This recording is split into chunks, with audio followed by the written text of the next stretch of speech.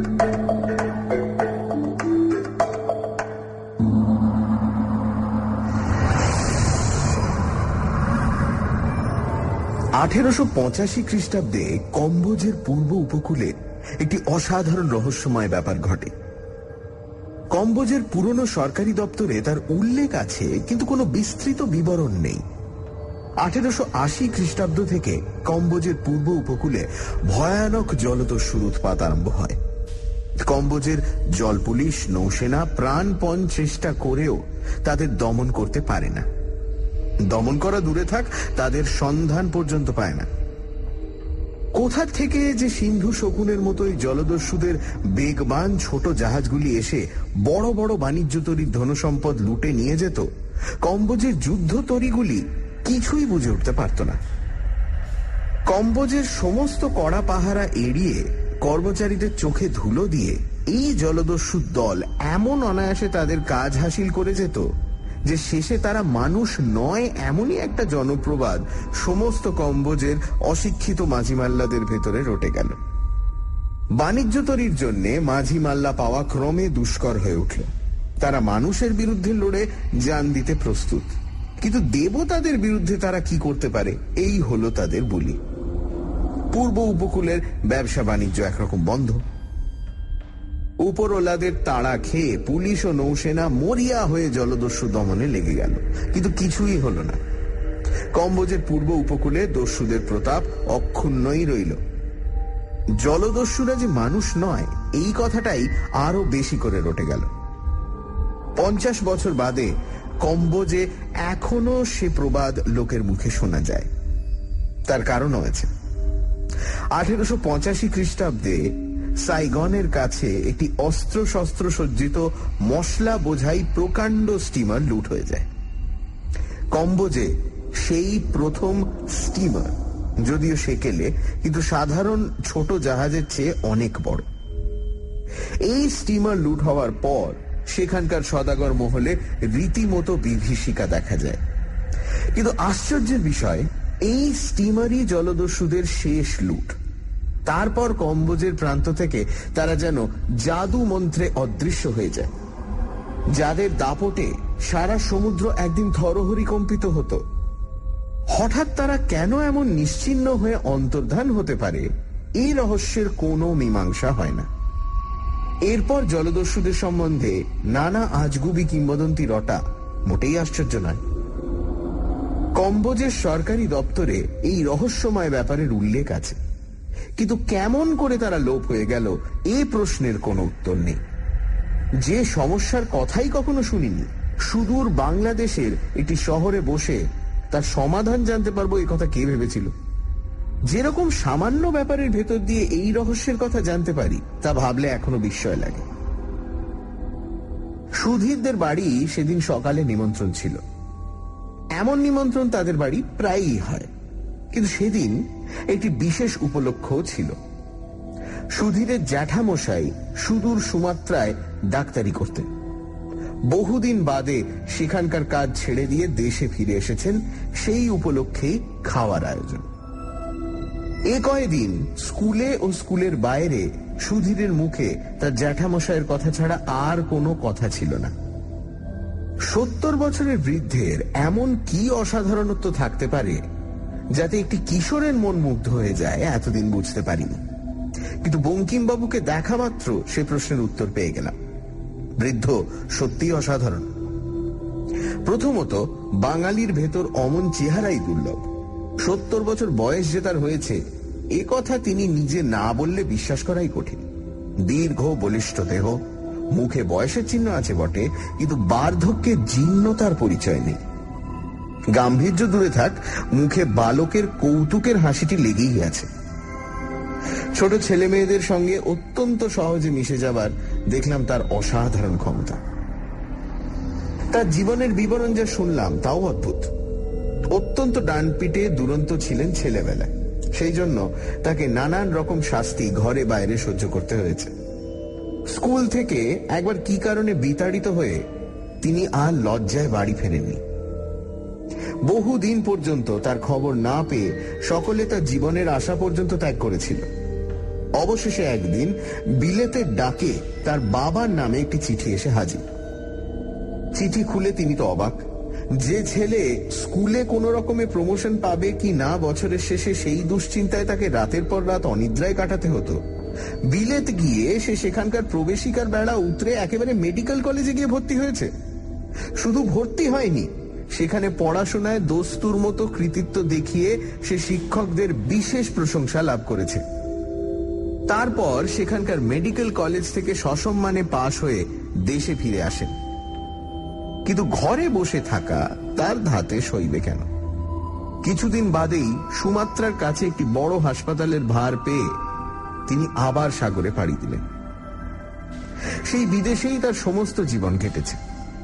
এই বৃদ্ধ বয়সে সে কাজ থেকে অবসর গ্রহণ করে তিনি দেশে শেষ জীবন কাটাবার জন্য ফিরেছেন। এই বিবরণ শুনেই তখন বিস্মিত হয়েছিলাম। জানতাম না যে তার জীবনে এমন ঘটনা ঘটেছে যার কাছে এই সমস্ত ব্যাপার নিতান্ত তুচ্ছ, সাধারণ। সকলে একসঙ্গে খেতে বসেছিলাম। সুধীরের জ্যাঠামশাই নানান রকম মজার গল্প করে খাওয়ার আসর জমিয়ে রেখেছিলেন। সুমাত্রার লোকেদের একরকম অদ্ভুত নিয়মের কথা বলছেন। এমন সময় হঠাৎ প্লেটের দিকে চেয়ে তার মুখ যেন বিবর্ণ হয়ে গেল। ব্যস্ত সমস্ত হয়ে বললেন, না না, ও আমি খাই না, ও কাঁকড়া তুলে নিয়ে যাও। আমরা তার মুখ দেখে চুপ করেছিলাম। সুধীর তার পাশে বসেছিল, অত লক্ষ্য করেনি। বললে, কেন জ্যাঠাবাবু, এই বুঝি আপনার দাঁতের জোর? কাঁকড়ার দাঁড়া চিবোতে পেছিয়ে যাচ্ছেন? বঙ্কিমবাবু একটু হাসবার চেষ্টা করে বললেন, দাঁতের জোর ঠিক আছে রে, কিন্তু ও কাঁকড়া দেখলে আমার সমস্ত শরীর কেমন করতে থাকে। তারপর উঠে পড়ে বললেন, আমার খাওয়া হয়ে গেছে বাবু, বুড়ো মানুষ, বসে থাকতে পারলুম না, কিছু মনে কর না জানো। খাওয়া তার তখনও হয়নি। আমরা সবাই সত্যি অবাক হয়ে গিয়েছিলাম। সুধীরের বাবা ছুটে এসে বললেন, ও কি দাদা, কিছু না খেয়ে উঠে পড়লে যে? হয়েছে হয়েছে, আমার খাওয়া হয়ে গেছে, এখন কি আর আগের মতো খেতে পারি? বলে বঙ্কিমবাবু এত তাড়াতাড়ি চলে গেলেন যেন এ ঘরে তার দম বন্ধ হয়ে আসছে। কাঁকড়া পাতে দেওয়ার পর এ কি হলো আমরা বুঝতে না পেরে থ হয়ে রইলাম। দুপুর বেলা বাইরের ঘরে বসে সুধীর বলল, কেন খেলেন না আপনাকে বলতেই হবে জ্যাঠাবাবু। দু একবার এড়াবার চেষ্টা করে বঙ্কিমবাবু অবশেষে একটু হেসে বললেন, আসলে কাঁকড়া দেখলেই আমার অজ্ঞান হবার মতো হয়, তাই না উঠে পারলাম না। কেন জ্যাঠাবাবু? সুধীর অমনি ছাড়বার ছেলে নয়। খানিক চুপ করে বঙ্কিমবাবু বললেন, তবে শোন, কিন্তু শেষকালে আমাকে পাগল ভাবিসনি যেন। এই ভয়ে পৃথিবীর কাউকে কথা আজও জানায়নি। মানুষের স্বভাব ভারী মজার। এত বড় আশ্চর্য দুনিয়ায় বাস করেও অত্যন্ত সাধারণ ব্যাপার ছাড়া আর কিছুই বিশ্বাস করতে চায় না। বঙ্কিমবাবু গড়গড়ার নলটি একধারে সরিয়ে রেখে আবার বললেন, তোরা বড়জন মনে করবি বুড়োর বিমরতি হয়েছে, তা বুড়ো হলে অমন হয়। এককালে এই গল্প বললে হয়তো আমার চাকরি, মান, সম্ভ্রম সব যেত। মানুষের অসাধারণের ওপর এমনই অবিশ্বাস। এইবার গল্প শুরু হলো। বঙ্কিমবাবু বলতে লাগলেন 50 বছর আগের কথা। সুমাত্রায় তখন বছর কয়েক চাকরি করেছি। এমন সময় সেখানে ভয়ানক কাণ্ড শুরু হলো। সুমাত্রায় তখন বসন্তের টিকে দেবার বীজ পাওয়া দুষ্কর ছিল। শুনলাম সাইগনে একজন ফরাসি ডাক্তার নিজে পরীক্ষাগার করে টিকার বীজ তৈরি করছেন। সেই টিকার বীজ ভালো হলে তাই কিনে আনবো বলে সাইগনে গেলাম। সাইগনে কয়েকদিন থেকে টিকার বীজ সংগ্রহ করে আবার সুমাত্রায় ফেরবার আয়োজন করবার সময় ভয়ানক বিপদে পড়লাম। কম্বোজের পূর্ব উপকূলে তখন ভয়ানক জলদস্যুর উৎপাত। আসবার সময় সুমাত্রার মাঝিমাল্লারা তেমন ভয় পায়নি, কারণ সুমাত্রায় এই জলদস্যুদের সম্বন্ধে বেশি গুজব পৌঁছয়নি। কিন্তু সাইগনে কয়েকদিন থেকে নানা কথা শুনে ইতিমধ্যে ভড়কে গিয়েছিল তারা। দেশের টানেও এই জলদস্যুদের ভেতর দিয়ে আর যেতে রাজি নয়। শুধু লুটতারাজি নয়, অকারণে মানুষ মারতেও এই দস্যুদের নাকি আনন্দ। ফেরবার জাহাজ না পেয়ে কি করব ভাবছি, এমন সময় সেই ফরাসি ডাক্তার খবর দিলেন যে একটি ফরাসি কোম্পানি নতুন একটি স্টিমার আনিয়েছে। কাল সে স্টিমার প্রথম জাভা হয়ে সাইগনে আসবে, তাইতে আমি আবার সুমাত্রায় ফিরতে পারব। সত্যি কথা বলতে কি, হাতে যেন স্বর্গ পেলাম। শুধু মাঝি মাল্লাদেরই দোষ দেব কেন? এই জলদস্যুদের সম্বন্ধে আমারই মনে যথেষ্ট ভয় ছিল। সাধারণ পালতোলা জাহাজে যাওয়া কত বিপজ্জনক তাও জানতাম, অকারণে প্রাণ হারাবার বাসনাও ছিল না। এই স্টিমারটিতে যেতে পেয়ে নিশ্চিন্ত হয়ে গেলাম। এই দেশে এই প্রথম স্টিমার। সে স্টিমারকে আক্রমণ করা দূরে থাক, স্টিমার দেখলে জলদস্যুরা বোধহয় ভয়েই খুন হবে।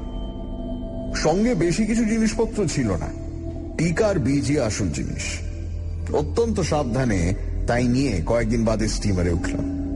প্রকাণ্ড মজবুত স্টিমার, জলদস্যুদেরই জন্যে তার দুই প্রান্তে দুটি কামান বসানো। তাছাড়া স্টিমার রক্ষা করবার জন্য 50 সৈন্য নেওয়া হয়েছিল। স্টিমারে উঠে অত্যন্ত আনন্দ হচ্ছিল, মনে হচ্ছিল আসুক জলদস্যু।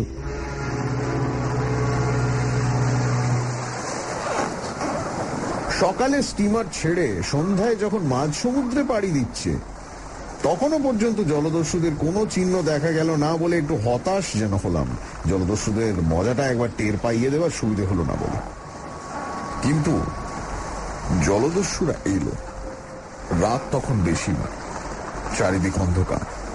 হঠাৎ স্টিমারের প্যাডেলের গম্ভীর আওয়াজ ছাপিয়ে স্টিমারের তীক্ষ্ণ হুইসেল শোনা গেল। পর মুহূর্তে স্টিমারের ইঞ্জিন থেমে গেল। ব্যাপার কি? যাত্রীরা সবাই সামনের ডেকে গিয়ে ভিড় করলাম। ক্যাপ্টেন শশব্যস্ত হয়ে ঘুরে বেড়াচ্ছেন, সৈন্যরা কামান বন্দুক বাগিয়ে ঠিক হয়ে আছে।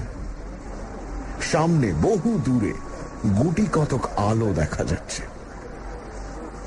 শুনলাম আলো আর কিছু নয়, জলদস্যু নৌবহরের।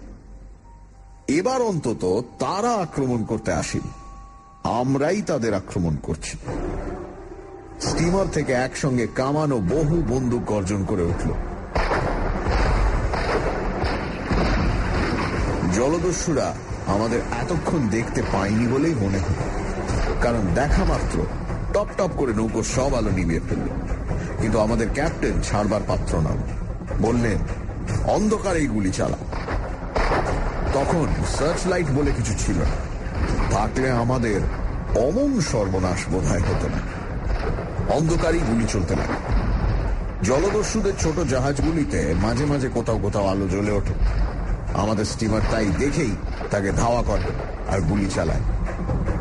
ক্যাপ্টেন বলছেন শুনতে পেলাম, আজ আর রেহাই দেওয়া নেই, ভীমরুলের চাক ভেঙে তবে ছাড়ব। স্টিমার ক্রমশ তাদের ছোট জাহাজগুলির বরাবর এসে পড়ছিল। অন্ধকারেও অস্পষ্টভাবে ছোট জাহাজগুলোকে দেখা যাচ্ছিল। এমন সময় হঠাৎ সবাই স্টিমারের ওপর উপুর হয়ে পড়ে গেল। তার সঙ্গে ভয়ঙ্কর আওয়াজ। প্রকাণ্ড স্টিমারটা যেন মর্মান্তিকভাবে আহত হয়ে কেঁপে উঠল। স্টিমার চোরা পাহাড়ে ঠেকে গেছে। ক্যাপ্টেনও পড়ে গিয়েছিলেন। উঠে পড়ে উন্মত্তের মতো তিনি ছুটে গিয়ে তাড়াতাড়ি ইঞ্জিন থামিয়ে দিলেন, কিন্তু তখন আর উপায় নেই। তলায় প্রকাণ্ড চিড় হয়ে জাহাজে তখন রাশি রাশি জল ঢুকছে। জলদস্যুরা যে এই উদ্দেশ্যেই আমাদের প্রলোভন দেখিয়ে এই পথে টেনে এনেছে তা কে জানত। স্টিমার ঠেকে যাওয়ার সঙ্গে সঙ্গে যে ভয়ঙ্কর ব্যাপার শুরু হলো তার আর বর্ণনা হয় না।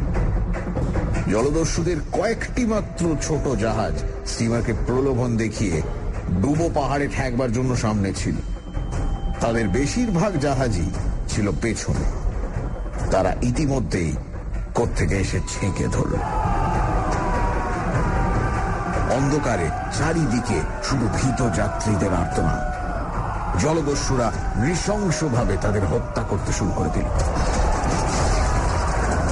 এই জলদস্যুদের হাতে মরার চেয়ে জলে ডুবে মরা ভালো বলে জলে ঝাঁপ দিতে যাচ্ছি, এমন সময় পেছন থেকে মাথায় একটা প্রচন্ড আঘাত খেয়ে অজ্ঞান হয়ে গেল। যখন জ্ঞান হলো তখন দিন। দেখি হাত পা বেঁধে আমায় একটি জাহাজের ওপর দস্যুরা ফেলে রেখেছে। বুঝলাম স্টিমার ডুবেছে এবং আমায় এরা কৃতদাস করে নিয়ে চলেছে। অনেক কষ্টে হাত পা বাঁধা অবস্থায় উঠে বসলাম। সামনে দেখলাম সমুদ্রের মাঝে প্রকাণ্ড একটা পাহাড়। এই পাহাড়টিকে চিনতাম। জাহাজ টাহাজ এই পাহাড়ের পাশ দিয়েই যাতায়াত করে, কিন্তু পাহাড়ের গায়ে আছড়ে পড়বার ভয়ে কেউ বড় কাছে ঘেঁষে না। এখন দেখে আশ্চর্য হলাম যে জলদস্যুদের নৌকোগুলি পাহাড়ের দিকেই এগিয়ে চলেছে। সমুদ্র থেকে পাহাড়টি খাড়া উঠেছে জানি, তার কোথাও নৌকা দূরের কথা, কোনো মানুষের দাঁড়াবার আশ্রয় নেই। তবে এই জলদস্যুরা চলেছে কোথায়? এই পাহাড় তাদের ঘাঁটি হলে অনেকদিন আগেই তারা ধরা পড়ত। সমস্ত বাণিজ্য জাহাজ এই পাহাড়ের ধার দিয়েই তো যায়। পাহাড়ের কাছে পৌঁছে কিন্তু জলদস্যুদের আড্ডার রহস্য অনেকটা পরিষ্কার হয়ে গেল। পাহাড়ের চার ধারে কোথাও দাঁড়াবার জায়গা না থাকলেও এক ধারে এটি খুব সরু গুহা পথ রয়েছে। সমুদ্রের জল তার ভেতর দিয়ে চলে গেছে। আমাদের জাহাজটি ক্রমশ এগিয়ে এসে তার ভেতর ঢোকা মাত্র সব অন্ধকার হয়ে গেল। গুহাপথটি বেশি চওড়া নয়। আমাদের জাহাজ অতি কষ্টে তার ভেতর দিয়ে যাচ্ছে বুঝলাম, কিন্তু কোথায় যাচ্ছে? Sunday suspense. সানডে সাসপেন্সে আজ প্রেমেন্দ্র মিত্রর লেখা করাল কর্কট। 1880 সাল নাগাদ কম্বোজের পূর্ব উপকূলে জলদস্যুদের সাংঘাতিক উপদ্রব ছিল। 1880 থেকে 1885 পর্যন্ত এই জলদস্যুরা সমস্ত বড় জাহাজ আক্রমণ করে প্রচুর লুটপাট করত। কিন্তু 1885 সালে সেই সব জলদস্যুদের দল হঠাৎই অদৃশ্য হয়ে যায়। তাদের কি হলো এ প্রশ্নের উত্তর অজানাই থেকে যায়। সুধীরের জ্যাঠামশাইয়ের মুখে সবাই শুনছে 50 বছর আগেকার সেই অমীমাংসিত কাহিনী। সুধীরের জ্যাঠামশাই বঙ্কিমবাবু সেই সময় সুমাত্রায় ডাক্তারি করতেন। তিনি বসন্তর ভ্যাকসিন নিয়ে রিসার্চ করার কাজে সাইগন গিয়েছিলেন। সুমাত্রায় ফেরবার পথে জলদস্যুদের হাতে পড়ল তাঁদের জাহাজ। জলদস্যুরা তাকে বন্দি করে নিয়ে চলল তাঁদের আড্ডায়, একটা পাহাড়ের গায়ে গুহার মধ্য দিয়ে। তারপর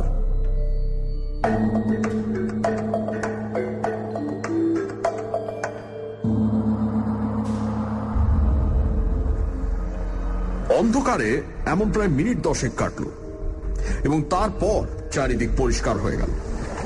দেখি সামনে প্রকাণ্ড জায়গা, তার মাঝে একটি ছোট হ্রদের মতো। সমুদ্রের জল সেই হ্রদে গিয়ে শেষ হয়েছে। জলদস্যুদের জাহাজগুলি সেই হ্রদের এক ধারে ভিড়। সমুদ্রের পাহাড়ের মাঝখানে এমন স্থান ছিল কে জানত? এইখানে মানুষের অগোচরে জলদস্যুরা নির্ভয়ে তাদের লুট করা মাল সঞ্চয় করে বসবাস করে। আমায় ধরে জাহাজ থেকে নামিয়ে দেওয়ার পর দেখলাম আমার মতো আরো অনেককে তারা বন্দি করে এনেছে তাদের দাসবৃত্তি করার জন্য। এরপর আমাদের যে জীবন শুরু হলো তার দুঃখ আর বলে শেষ করা যায় না। মানুষ যেমন পিশাচ হতে পারে এই জলদস্যুতে দেখবার আগে তা কখনো কল্পনা করি। সারাদিন তাদের জন্য অকারণে হাড় ভাঙা খেটে ভালো করে একটু খাবার উপায়ও ছিল না আমাদের। চোখের সামনে তারা উন্মত্ত হয়ে সেই খাবার ফেলে ছড়িয়ে নষ্ট করত, কিন্তু আমাদের আধপেটা খাওয়াও তাদের সহ্য হতো না। সারাদিনের পর একটিবার মাত্র দাসদের অত্যন্ত কদর্য আহার মিলত। সেই কদর্য খাবারও সুখে খাবার উপায় ছিল না। জলদস্যুদের তো লুট করা ছাড়া আর কাজ নেই। একজনের হয়তো ইচ্ছে হলো কৃতদাসদের নিয়ে একটু মজা করা যাক। খেতে বসেছি, হঠাৎ হাসতে হাসতে এসে লাথি মেরে সব খাবার ফেলে দিল। কুড়োতে গেলে আবার লাথি, প্রতিবাদ করতে গেলে একটি তরোয়ালের খোঁচায় ভবলীলা সাঙ্গ। কৃতদাসদের একজোট হয়ে বিদ্রোহ করারও উপায় ছিল না, কারণ প্রথমত আমরা অস্ত্রহীন, দ্বিতীয়ত আমাদের সকলের পায়ে বেড়ি। সেই বেড়ি নিয়েই আমাদের চলতে ফিরতে হতো। দিনের পর দিন এইভাবেই কেটে যাচ্ছিল। যে সাহেবী পোশাকে এসেছিলাম সেই পোশাকের আর পরিবর্তন হয়নি। সেটা ছিঁড়ে খুঁড়ে প্রায় কুটি কুটি হয়ে গিয়েছিল। সেদিকে নজরও আর ছিল না। একদিন কিন্তু সেই পোশাক থেকেই একটা জিনিস খুঁজে পেয়ে ক্ষণিকের জন্য উল্লসিত হয়ে উঠলাম। বসন্তের টিকার বীজ নিয়ে যেতে সাইগনে এসেছিলাম বলেছি। সে সমস্ত টিকার বীজের শিশি সমুদ্রের স্টিমারের সঙ্গেই ডুবেছিল, কিন্তু তার ভেতর একটি কবে দেখবার জন্য বার করে ভুলে ওয়েস্ট কোটের পকেটে রেখেছিলাম মনে নেই। ওপরে কোটটি একেবারে ছিঁড়ে যাওয়ায় একদিন খুলে ফেলে দিলাম। সেদিন ওয়েস্ট কোটের পকেটে হঠাৎ হাত দিয়ে সেই শিশিটা পেলাম। শিশিটি কিসের বুঝতে পেরে আমার আনন্দের সীমা রইল না। এতদিনকার অমানসিক অত্যাচারের এইবার শোধ নেব, মরুক এই পিশাচের দল।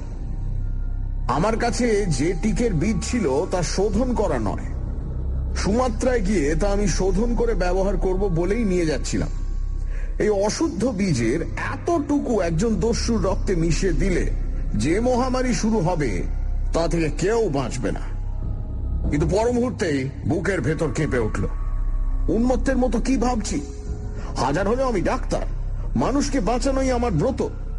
আমি কিনা মৃত্যুর বাহন হয়ে মানুষকে মারতে যাচ্ছি। হোক সে শত্রু, হোক সে অত্যাচারী, চরম উৎপীড়ন সয়েও এ কাজ আমি করতে পারি না। তাছাড়া শুধু তো জলদস্যু নয়, নিরীহ উৎপীড়িত কৃতদাসেরাও যে এই মহামারীতে মারা যাবে। কিন্তু বিধাতার শাস্তি তারা শেষ পর্যন্ত পেল অদ্ভুত উপায়। আমার কাজ ছিল আর কয়েকজন দাসের সঙ্গে হ্রদের জলে মাছ ধরা। আমরা ছোট একটা নৌকো নিয়ে সারাদিন হ্রদে ঘুরে ঘুরে জাল ফেলে ফেলে মাছ ধরতাম। একদিন সকালে হঠাৎ প্রথম জাল তুলে অবাক হয়ে গেলাম। আমার সমস্ত জাল লাল রঙে যেন চোবানো। একটু নজর করে দেখে মনে হলো জালময় যেন ছোট ছোট লাল কাঁকড় উঠেছে, এবং পরক্ষণেই দেখলাম সে কাঁকড় নড়তে শুরু করেছে। কাঁকড় নয়, সে কাঁকড়ার ছানা। এদেশে কোনো কোনো নদীতে বছরে এক সময় অমনি কাঁকড়ার ছানা হয়। নদী ভরে যায়, আঁচলে করে তুললে তাতে অসংখ্য ছানা কিলবিল করে। তৎক্ষণাৎ জাল আবার ফেলে দেওয়া হবে, কিন্তু তাতে কি হবে? কাঁকড়ার ছানারা সমস্ত নৌকো ছেঁকে ধরেছে। তারা শুধু নৌকোয় উঠেই ক্ষান্ত হয় না, সুরসুর করে তলে তলে গায়ে ওঠে। তাদের ঝেড়ে ফেলে দেওয়াই দায়। 5টাকে ঝাড়তে 50টা উঠে পড়ে। তাদের মারাতেও কষ্ট হয়, কিন্তু না মারিয়ে উপায় কি? বুঝতে পারলাম না কোথা থেকে এই সমুদ্রের পঙ্গপাল এলো। সমুদ্রের পঙ্গপাল কথাটি তাদের পক্ষে কিরকম যে খাটে সেদিন তা বুঝতে পারলাম। কিছুক্ষণ বাদে নৌকোয় থাকা অসম্ভব হল। মাছ তো সেদিন সামান্যই মিলল। তাই নিয়ে পাড়ে উঠে দেখি পাড়েও বহুদূর পর্যন্ত সেই কাঁকড়ার ছানায় ছেয়ে গেছে। মাছ না পাওয়ার জন্য যথেষ্ট উৎপীড়ন অবশ্য সহ্য করতে হয়েছিল। পরদিন সকালে কিন্তু হ্রদের ধারে গিয়ে অবাক হয়ে গেল। তীরের বহু দূর থেকে দেখা যায় সমস্ত হ্রদের জল রক্তের মতো রাঙা হয়ে উঠেছে। কাঁকড়াগুলো একদিনেই যেন অনেকটা বড় হয়ে উঠেছে। আমরা আগের দিন কাঁকড়ার জন্য মাছ ধরতে পারিনি বলে কৈফিয়ত দেওয়ায় একজন দস্যু আমাদের সঙ্গে আমাদের কথা সত্যি কিনা যাচাই করতে এসেছিল। আমাদের একজন সেই কাঁকড়া সমুদ্র দেখিয়ে বলল, কেমন, আমরা মিথ্যে কথা বলেছিলাম? ওই কাঁকড়ার ভেতর মাছ পাওয়া যায়। তার মুখে একটা ঘুষি মেরে দস্যু বলল, তাই ধরতে হবে। তাই ধরতে গেলাম, কিন্তু হ্রদে পৌঁছতে পারলে তো তীরের ওপরেই কিলবিল করে কাঁকড়ার পাল গায়ের ওপর উঠতে থাকে। শুধু গায়ে ওঠে না, তারা বড় হওয়ার সঙ্গে সঙ্গে একটু কামড়াতে শিখেছে। কত তাদের গা থেকে ছেড়ে ফেলা যায়। খানিক দূর গিয়ে বাধ্য হয়ে ফিরলাম। যে দস্যু তদারক করতে এসেছিল এবারে সে কিন্তু কিছু বলল না। সত্যিকার বিপদ তার কয়েকদিন পর থেকে শুরু হলো। সকালবেলায় হঠাৎ কিসের কামড় খেয়ে ধর্মর করে উঠে বসলাম। আমাদের শোবার কোনো জায়গা ছিল না। মাঠের ওপর যেখানে সেখানে গরু ঘোড়ার মতো আমরা শুয়ে থাকতাম। উঠে দেখি চিতি কাঁকড়ার আকারে একটা লাল কাঁকড়া সজোরে দাঁড়া দিয়ে পায়ের একটা আঙুল কামড়ে ধরেছে। আশেপাশে আরো বিস্তর কাঁকড়া ছুড়ে বেড়াচ্ছে। অনেক কষ্টে সে কাঁকড়াটাকে পা থেকে ছাড়িয়ে উঠে দাঁড়ালো। এই কয়েকদিনের মধ্যে কাঁকড়ারা আকারে দ্বিগুণ হয়ে এত দূর পর্যন্ত এগিয়ে এসেছে দেখে সত্যি অবাক হয়ে গেছিলাম। চারিদিকেই কাঁকড়ার পাল। এমন অদ্ভুত ব্যাপারের কথা কখনো শুনিনি বা পড়িনি। প্রকৃতির নিয়মে সব নিম্ন শ্রেণীর প্রাণীরই প্রথমে এইরকম বংশবৃদ্ধি হয়, কিন্তু শেষ পর্যন্ত অধিকাংশই মারা যায়। না গেলে পৃথিবীতে মানুষ বাস করা অসম্ভব হতো। দস্যুদের দেখলাম একটা নতুন খেলা জুটেছে, কাঁকড়া মারা। তারা বড় বড় লাঠি নিয়ে কাঁকড়া মেরে বেড়াচ্ছিল। বিকেলের দিকে তাদেরও প্রাণে ভয় না হোক দুশ্চিন্তা দেখা দিল। এই কাঁকড়ার পাল না গেলে রাত্রিরে শোয়ার জায়গা তো মিলবে না। হ্রদ থেকে পালে পালে এসে তারা যেখানে যা কিছু আছে সব অধিকার করে ফেলেছিল। দস্যুদের প্রকাণ্ড ভাড়ার ঘরের চারধারে 25 জন দাস শুধু কাঁকড়া মারবার জন্যই মোতায়েন করে রাখা হয়েছিল, কিন্তু তারাও হয়রান হয়ে পড়েছিল। ক্রমাগত মেরে মেরে একদল ক্লান্ত হয়ে গেলে আর একদল তাদের জায়গা নিচ্ছিল। কিন্তু এত চেষ্টা সত্ত্বেও কাঁকড়ার পালের ভাড়ারে ঢোকা বন্ধ করা গেল না। রাত্রে কোথায় শোয়া হবে সেই হলো সবচেয়ে বড় সমস্যা। সমস্ত পাহাড় ঘেরা দ্বীপ কাঁকড়ায় ছেয়ে গেছে। সে দ্বীপে যা কিছু আহার্য ছিল তা প্রায় শেষ করে ফেলে ক্ষুধার জ্বালায় তারা উন্মত্ত হয়ে উঠেছে বুঝতে পারলাম। আমরা যে তাদের ভক্ষ্য নয় এ কথা তাদের বোঝানো ক্রমশ কঠিন হয়ে পড়ছিল। সে রাত্রে আর কৃতদাসে প্রভুতে প্রভেদ রইল না। সবাই যে যার দেহ বাঁচিয়ে আশ্রয় খুঁজতে ব্যস্ত। অনেক কষ্টে একটুখানি পরিষ্কার জায়গা পেয়ে শুয়ে একটুখানি ঘুমোতে না ঘুমোতেই কাঁকড়ার কামড়ে অস্থির হয়ে জেগে উঠতে হয়। সে কাঁকড়া শক্ত দাঁড়া আবার না ভাঙলে ছাড়াবার উপায় নেই। সারা রাত এমনই পাগল হয়ে সকালবেলা যে ব্যাপার দেখলাম তাতে সমস্ত রক্ত জল হয়ে উঠল ভয়। একজন দস্যু অনেক রাত্রে অত্যন্ত মদ খেয়ে মাতাল হয়ে বুঝি অজ্ঞান হয়ে পড়েছিল। কাঁকড়ারা তার রক্তাক্ত কঙ্কালটি ছাড়া আর কিচ্ছু অবশিষ্ট রাখেনি। সকাল হলেও বিপদ বাড়ল বই কমল না। আগে শোয়ার জায়গা খুঁজে পাওয়া দুষ্কর হয়েছিল, এদিন দাঁড়িয়ে থাকাই দুষ্কর হয়ে উঠল। সমস্ত দ্বীপ রাঙা হয়ে গেছে কাঁকড়ায়। তারা পাহাড়ে পর্যন্ত ক্ষুধার জ্বালায় গিয়ে উঠেছে। স্থির হয়ে কোথাও দাঁড়াবার উপায় নেই। অনবরত গা ঝেড়ে চলে না বেড়ালে তারা কামড় দেবে। একটি নয়, একসঙ্গে 50টি। সেদিন যে কিভাবে গেল ভালো করে স্মরণও নেই। আহার নেই, নিদ্রা নেই, সারাদিন ছুটে বেড়াচ্ছে। কাঁকড়া মেরে মেরে হাত পা অবশ হয়ে গেছে, আর হাতে লাঠি নাড়াতেও ইচ্ছে করছে না। কোন রকমে একটু নড়ে বেড়াবার শক্তিটুকু আছে। সমস্ত দ্বীপে বড় কোনো গাছ নেই, থাকলেও এই কাঁকড়াদের হাত থেকে নিস্তার পেতাম না। সন্ধ্যার সময় পায়ের একটা আঙুল কাটা গেল। কাঁকড়াটাকে লাঠির বাড়ি মেরে গুঁড়িয়ে ছাড়ালাম, কিন্তু তার দাঁড়া ততক্ষণ জম্পেশ হয়ে পায়ে বসেছিল।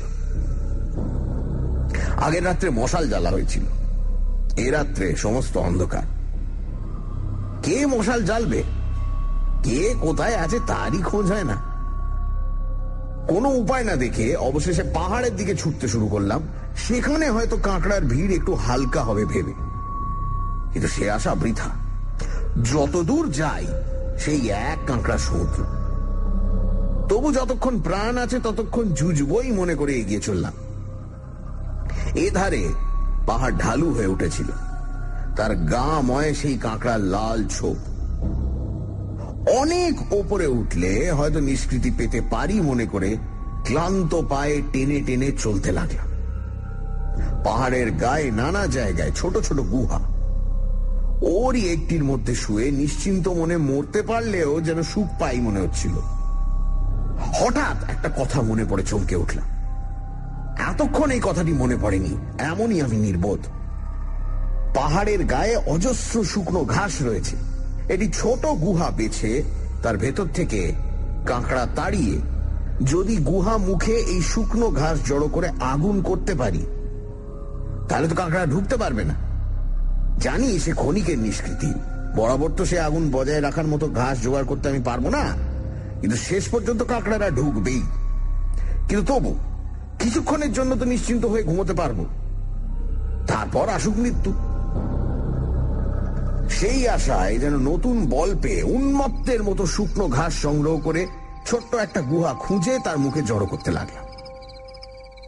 এই ছোট গুহার ভেতরেও কাঁকড়ারা ঢুকেছে, কিন্তু চেষ্টা করলে তাদের মেরে গুহাটি নিরাপদ করা বোধহয় যেতে পারে।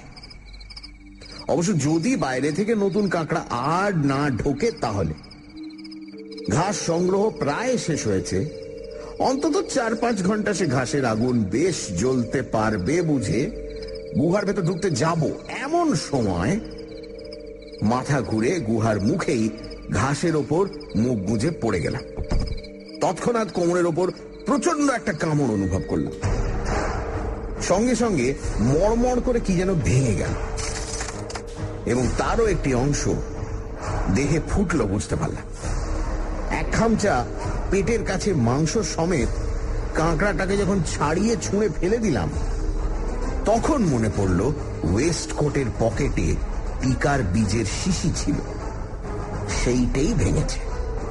সে নিয়ে তো তখন মাথা ঘামাবার সময় নেই। তাড়াতাড়ি গুহায় ঢুকে অনেক কষ্টে পাথর ঠুকে আগুন জেলে গুহার মুখে শুকনো ঘাস ধরালাম। ধীরে ধীরে গুহার মুখে আগুনের বেড়া তৈরি হয়ে গেল। বেড়া ডিঙিয়ে কাঁকড়ারা আর ঢুকতে পারবে না। এইবার ভেতরে কাঁকড়া মারায় মন দিলাম।